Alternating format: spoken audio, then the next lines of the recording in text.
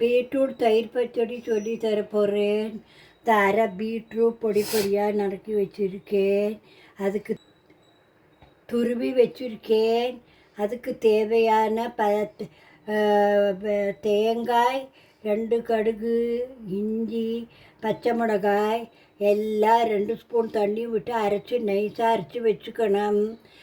தயிர் விடணும். அதில் இதை வேக போடுங்கோ. உப்பை போட்டு வேகட்டு, நல்லா வேகட்டு, ஆற வைங்கோ. ஆற வச்சுட்டு அரைச்ச தேங்காயை அதில் போட்டு நல்லா மிக்ஸ் பண்ணுங்கோ. மிக்ஸ் பண்ணி நல்லா சேர்ந்த பின்னே தேவையான தயிர் நீங்கள் விட்டுக்கலாம். நிறைய தயிர் விட்டுக்கலாம், கொஞ்சமாக தயிர் விட்டுக்கலாம், அது உங்கள் விருப்பம். இலக்கி போட்டு கடுகும் 2 மிளகா வத்தலும் தாளிச்சா போரும். கருவேப்பிலையும் பிச்சு போடுங்கோ. டேஸ்ட்டு பார்த்து உப்பு போட்டுங்கோ. உங்களுக்கு வேணுமானா தயிர் கூட விட்டுக்கலாம், தப்பு கிடையாது. இதெல்லாம் நான் கேரளாக்காரியாக இருக்கும். ஓணத்தில் எல்லா ராத்தையும் பீட்ரூட் பச்சடி இல்லாத இருக்காது. எல்லா ராத்தையும் பண்ணுவோம். நீங்கள் பண்ணி பாருங்கோ, லைக் பண்ணுங்கோ. கொஞ்சமாக தண்ணி விட்டு பீட்ரூட்டை வேக வச்சு உப்பும் பெதருங்கோ. வேகம் பேந்துவிடும்.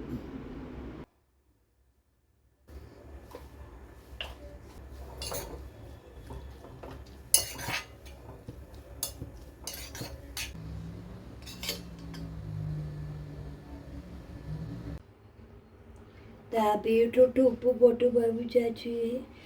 தயிர், தேங்காய், இஞ்சி, பச்சை மிளகாய், கடுகு எல்லாம் அரைச்சி வச்சது. இந்த அரைச்சி வச்சதை இதில் போட போகிறேன். இப்போது அரைச்சி வச்ச விழுத இதில் போடுறேன். தான் விழுத போட்டாச்சு.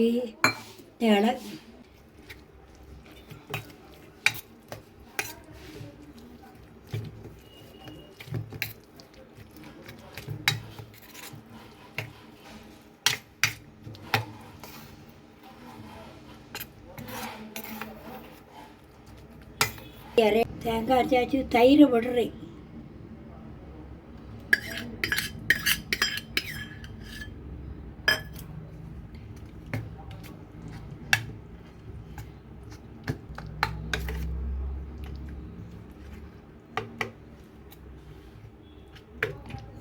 கொஞ்சம் கூட தயிர் விட்டுக்கலாம்.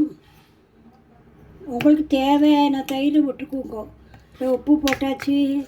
என்ன பீட்ரூட்டு ஸ்வீட்டாக இருக்கும், அதனால தான் கடுகு, உங்களுக்கு மிளகா வத்தல் தாளிக்க சொல்கிறேன். பீட்ரூட் பச்சடி பார்க்குறதுக்கே கலராக நல்லா இருக்குது. குழந்தைகளுக்கெல்லாம் பிடிக்கும்.